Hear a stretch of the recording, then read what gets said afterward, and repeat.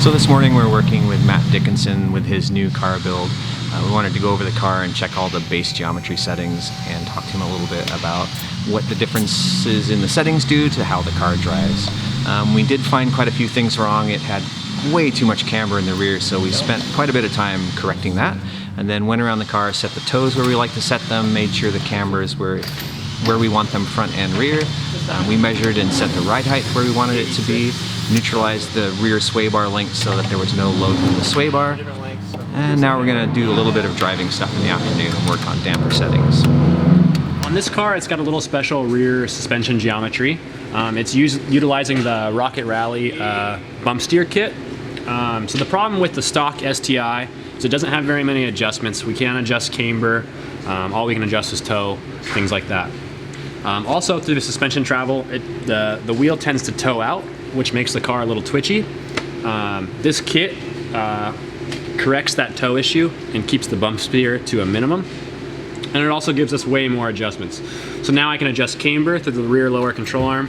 I can also adjust wheel position in the wheel well through the trailing arm.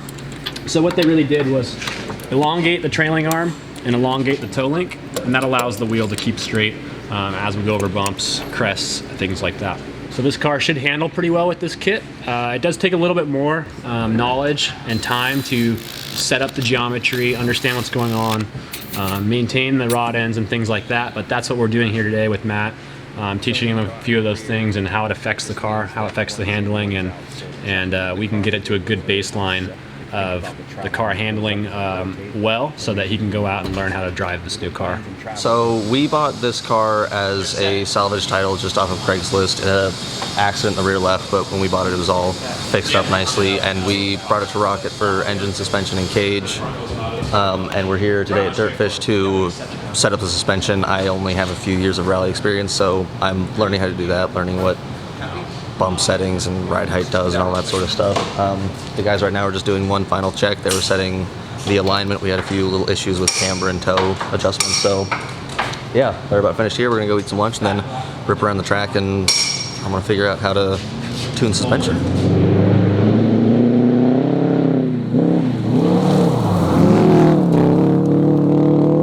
Having a good base geometry setting is very, very critical in how the car handles. A lot of drivers I see don't take it as serious as they need to.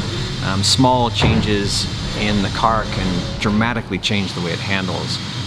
Being consistent with the settings, finding a base that works, and always duplicating that before the start of any driving session, whether it be testing or racing, is very important so that the car feels the same, the car reacts the same, the car handles like you think it should handle.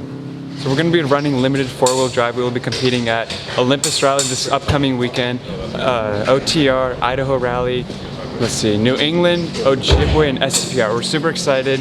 This is going to be my second season co-driving for Matthew Dickinson.